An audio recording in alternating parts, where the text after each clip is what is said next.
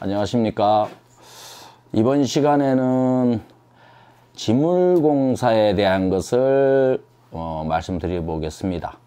지물공사라 함은 도배 장판을 주로 취급하는 가게를 지물포라고 했고, 그런 거를 주로 하는 공사를 지물공사라고 합니다. 그래서 지물공사라고 하면 도배가 있고 장판이 있는데, 먼저 도배부터 한번 말씀드려 보겠습니다.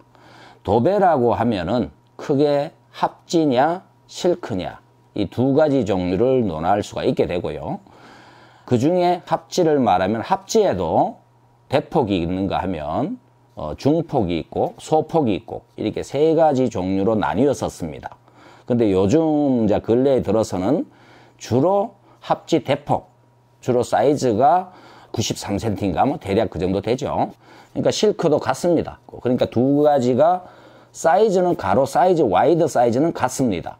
자, 그러면 이 합지 공사를 할 때 시공하는 방법론은 크게 분류를 한다면 안에 도배지를 하기 전에 초배지라고 하기도 하고 뭐 속지라고 표현하기도 하고, 그 도배를 하기 전에 안에다가 먼저 한 겹을 치고 다시 바깥에다가 이제 합지를 하든 실크를 하든 하는 그런 경우가 정상적인 거의 행위라고 보셔야 됩니다. 도배라고 하면 일반 분들이 벽에다가 직접 풀을 칠해서 다 전면을 다 붙이는 걸로 생각하시는 분들이 아직도 많이 계시더만요. 근데 그거는 옛날에 그렇게 벽에 풀칠을 해서 전체를 다 벽에 직접 붙이는 형태는 옛날 아주 오래전이죠. 옛날 같은 경우에 속지를 치지 않던 시절, 그러던 시절에 벽에다 직접 풀칠을 해서 붙이곤 했으니까 벽에 울퉁불퉁하고 이런 요철이 다 드러나고 그랬었죠. 그런데 요즘에 이제 근래에 들어와서는 거의 다 안에 속지를 치는데, 이 속지를 치고 바깥에 벽지를 붙이면서 거의 공기층이 떠 있는 상황이에요, 중간은. 그러니까 풀이 정확하게 붙어서 접착이 되고 있는 공간은 테둘레 쪽으로 한 20cm, 한 뼘 정도의 가량으로 테둘레 쪽으로만 접착을 합니다. 그리고 중간의 부분은 거의 벽에 접착이 된 것이 아니라 떠 있는 상황이죠. 그렇게 되면 시공을 하고, 그게 장점이 되는데, 그 시공을 하고 나면 건조 과정을 거치면서 팽팽해지죠. 그렇게 되면 중간에 벽에 울퉁불퉁하고 좀 요철이 있고 뭐 이런 것이 있더라도 딱 당겨지면서 팽창을 하면서 수평이 깨끗하게 나옵니다, 마감이. 그래서 도배 방법이 요즘 근래는 다 그렇게 도배를 하고 있다, 이렇게 생각하시면 됩니다. 어떤 분들은 누르니까 떠 있단 말이에요, 중간이. 그러니까 이거 왜 떠 있느냐, 안 붙었다, 이렇게 하시는 분도 내가 봤습니다. 뭐 그런 분들도 옛날 생각을 하면 그렇게 말씀하는 것도 이해가 되지만, 요즘은 다 이제 벽에서 중간 부분들은 다 떠 있고 테둘레 쪽으로 한 20cm 정도의 가량만 접착이 되고 있다, 그렇게 생각하시면 됩니다. 그래서 바깥 테둘레 쪽으로 한 20cm 가량이 이래 요철이 보이는 경우가 종종 있지요. 그런 걸 보고 왜 중간은 없는데 여기는 뭐 테둘레 쪽으로 울퉁불퉁하냐, 이렇게 말씀하는 경우가 있습니다. 그거는 거기에 벽에 직접 붙여지는 부분이기 때문에 그건 불가피하죠. 그런 부분도 또 그런 걸 없애려면 그 빠데라고 하죠. 그러니까 석고를 헤라로 잡아서 깨끗하게 수평을 잡아서 붙이는 방법이 있습니다. 근데 그렇게 FM적으로 아주 정확한 공정을 깨끗하게 잡아서 가려면 그만큼 품이 많이 들겠죠. 그런 정도로 이해하시면 도배가 왜 떠 있는지, 시공 방법은 그렇게 하는구나.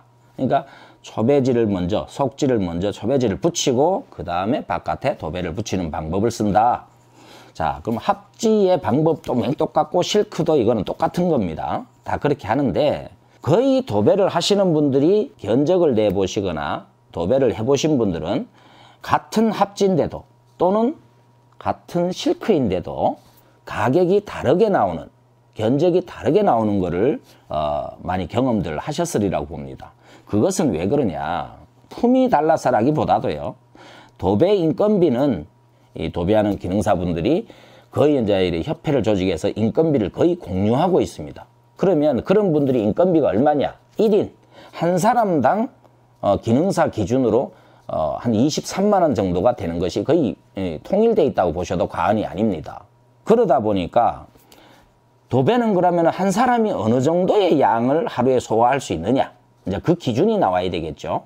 자, 그 기준은 도배 아까지 인면적, 도배는 바닥 면적으로 하는 게 아니죠. 벽의 4면체와 천장까지 5면체를 하는 면적에 환산을 해서 20평 기준으로 한 사람의 엔지니어의 품을 계산하고 있다. 이것이 지금 정설이라고 보시면 거의 틀리지 않습니다.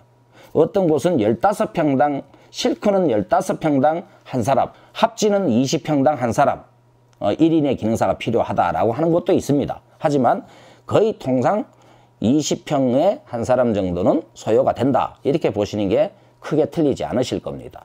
그렇게 하고 어떤 사람은 직접 도배를 하면서 자기 인건비를 낮추는 사람, 그럴 수도 있어서 견적이 약해질 수도 있고, 또 어떤 경우에는 도배를 하면서 안에 속지라든가 초배지 같은 거를 덜 치는 거죠.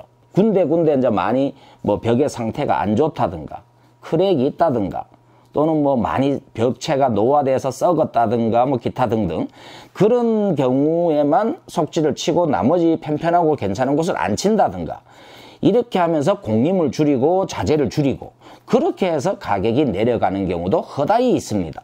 그러다 보니까 가격 견적이 동일하게 나오지 않는 이유가 그런 여타의 이유들 때문입니다. 그리고 또 어떤 경우는 만약에 도배가 30평대에 5명이 들어가야 된다. 그런데 3명은 기능사가 들어가고 베테랑 엔지니어들이 들어가고 2명 정도는 쉽게 말하면 이제 양성 과정을 아직 배움의 과정이 지속되고 있는 완전 프로가 되지 못한 분들을 또 고용을 해서 품을 적게 들어가는 경우 뭐 이런 식으로 하다 보면 품이 들쑥날쑥 할 수 있겠죠. 그런 경우들 때문에 그렇지 정상적으로 속지를 다 하고 또 기능사들도 정상적인 엔지니어들이 들어온다면 견적 금액은 달라진다는 것이 오히려 이상하죠. 그러면 견적은 거의 대등소이해야 맞습니다. 그런데 달라지는 것은 그런 이유들 때문이다 이렇게 생각하시면 되겠습니다. 자, 그래서 이런 합지공사를 이제 먼저 지금 말씀드리면서 시공법을 나열해 드렸는데 합지와 실크 이런 것들이 제일 먼저 소비자분들이 무엇이 차이가 있느냐라고 하고자 하시는 분들한테 상담을 해보면 실크와 합지의 차이를 모르시는 분이 거의 뭐 대다수라 해도 과언이 아닙니다. 그러니까 거의 대다수는 뭐 그냥 실크가 좋다니까 그냥 따라가는 아니면 그냥 방수가 된다고 하고 오래 쓴다고 하니까 실크를 하겠다 하는 경우. 근데 그 두 가지가 틀렸다라고 말하기는 어렵습니다. 그렇지만 그게 정확한 표현은 아니고 정확한 지식도 아닙니다.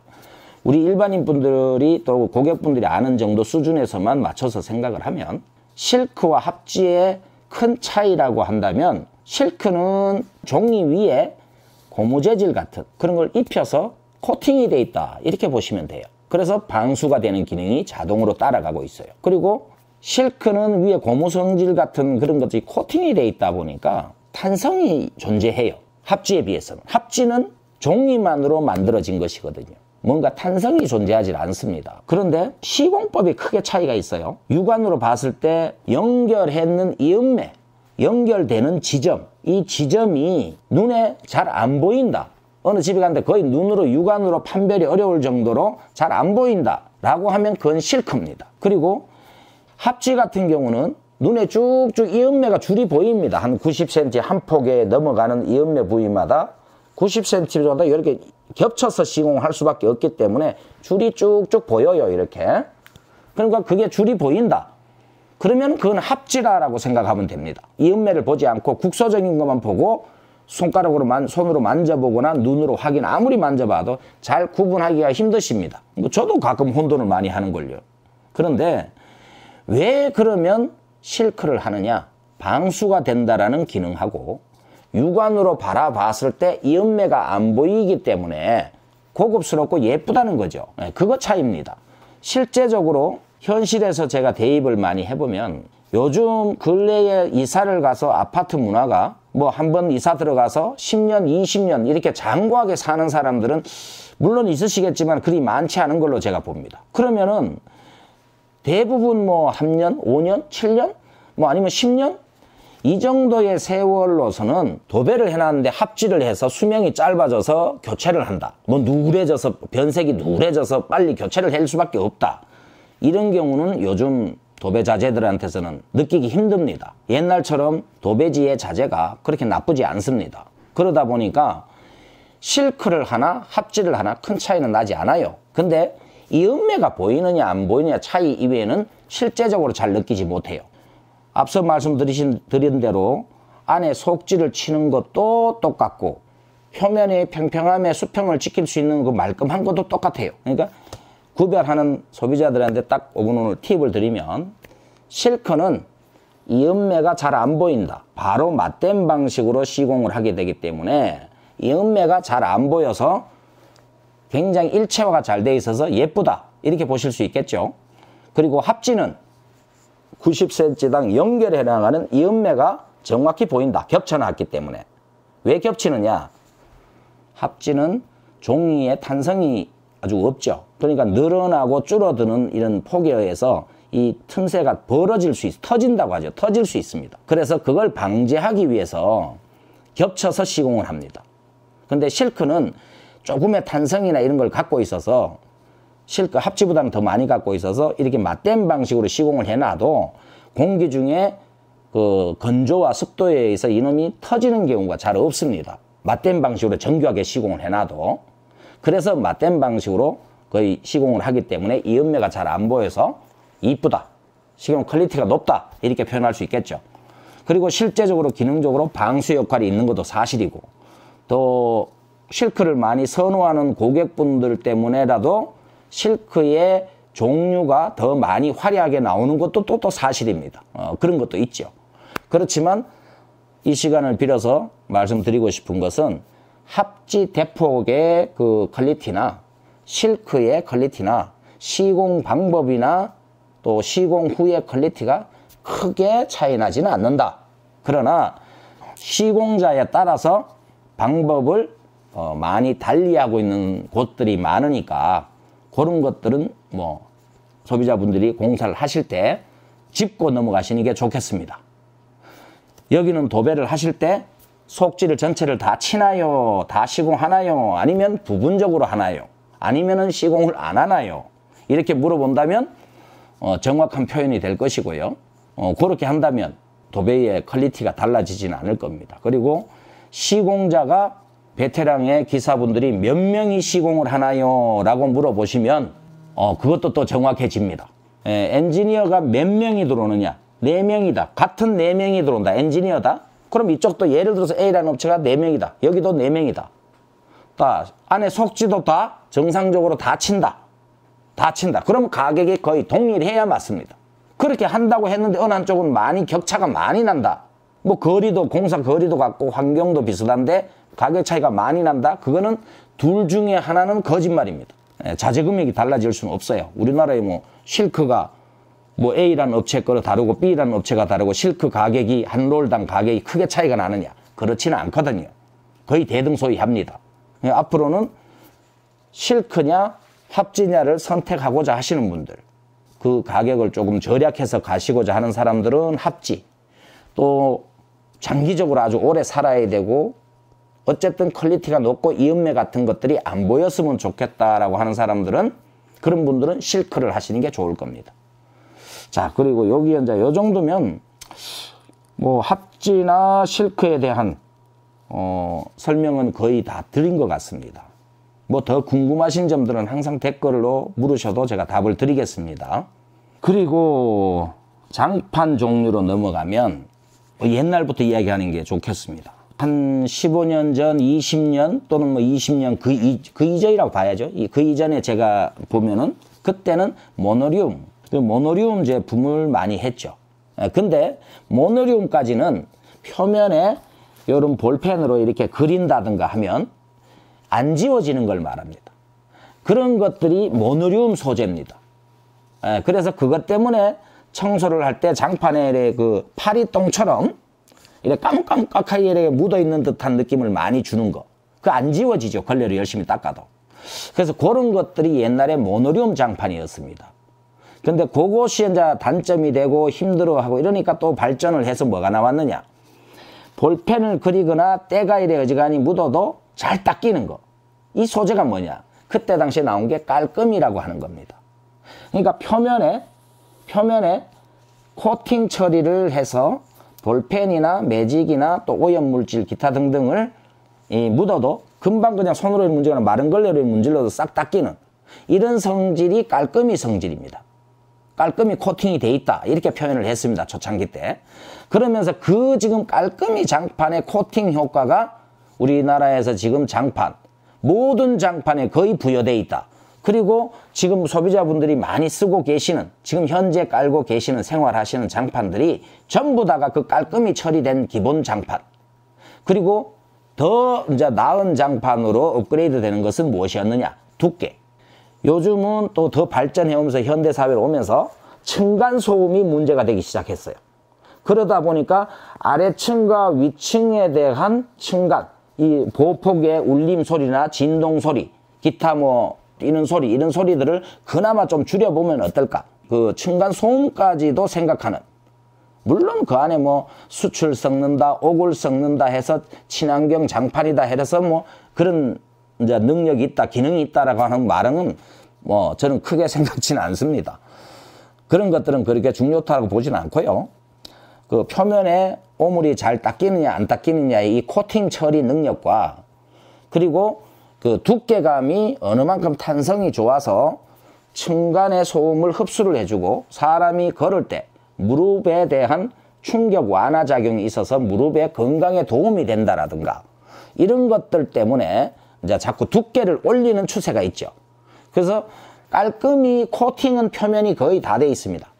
근데 그 다음부터 두께를 올리는 것이 마루의 두께가 지금 뭐 7.0 정도에 보통 왔다 갔다 하는 정도 수준이 그 이상으로 올라가는 수준인데 장판도 거의 거기에 버금가는 정도의 두께 6.0T의 두께까지 나와 있는 상황입니다. 그래서 거기에 따라서 가격이 차등적으로 적용되고 있죠. 그리고 이 장판을 시공할 때 시공하고 나면 이 줄이 쭉 가면서 그 부분만 이렇게 봉 떠 있는 붕긋하게 떠 있는 부분들을 보시는 부분들이 경험들이 있으신 분들이 있을 겁니다. 그거는 왜 그러냐? 그 부분에 크랙이 있었던 겁니다. 금이 있었죠. 금이 있어서 보일러 난방을 하면서 거기에만 열이 더 많이 올라오고 공기층이 형성됩니다. 그러다 보니까 거기에 싹 떠버리는 현상이 일어납니다. 그것이 이제 그런 크랙 때문이다. 그래서 장판 시공을 할 때는 크랙 보수를 필히 해 주십시오라고 하셔야 됩니다. 그러니까 그 크랙 보수들을 누구나 거의 저희들은 뭐 늘 하고 있습니다만은 기본적으로 또 안 하는 사람도 있을 수 있으니까 그래 되면 시공하고 난 다음에 그렇게 쭉 줄 따라 뜨는 현상이 일어납니다. 그거는 크랙 때문에 그런데 그러면 뭐 이거는 참고적인 이야기입니다. 그 크랙들이 왜 일어나느냐? 그 바닥이 잘못된 거 아니냐? 그거는 그렇지 않습니다. 잘못된 것이 아니고요. 처음에 미장을 아무리 깨끗하게 잘 해놔도 이것들이 시간이 지나고 세월이 가면서 집안에 변형이 일어나면서 틀어집니다. 또 보일러가 난방을 하면서 늘어나고 줄어드는 이런 현상들 때문에 크랙이 일어나게 돼 있습니다. 자연적으로. 자연현상으로 막을 수 없습니다. 그래서 그런 현상들로 인해서 크랙이 현상이 일어납니다. 자, 그럴 때 그 크랙은 장판 시공 때, 바닥 교체 시공 때, 무엇으로든 그때 막아주는 테이프를 붙인다든가 아니면은 매움제를 써서 매워서 수평을 잡아서 뭐 현장에서는 그냥 주로 빠데라고 하죠. 자, 빠데를 잡아서 매운다든가 이런 작업 후에 장판 시공을 해주는 게 좋다. 요렇게 정도 되면 장판 시공에 대한 것과 장판 두께 또는 장판 표면의 상황 표면은 한번 보여드리면 자 이게 참고인데요. 설명은 다 드렸지만 요런 장판이 뭐 브랜드는 그래 중요치 않습니다. 자 요런 것들이 장판이 요즘 1.8T 정도 되는 두께인데 흔히 소비자들이 우리나라 대중적인 서민들이 가장 많이 하는 장판이 1.8T 또는 뭐 2.0T 아니면 2.2T 뭐 이런 정도까지는 대다수 누구나 많이 합니다. 가장 많이 보급되어 있죠. 그리고 이런 장판들의 색상은 다양하니까요.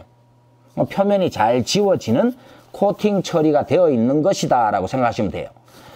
요거는 2.0T인데 이쪽은 또 이런 장판들도 그럼 표면의 코팅은 다 똑같습니다. 이쪽이나 이쪽이나.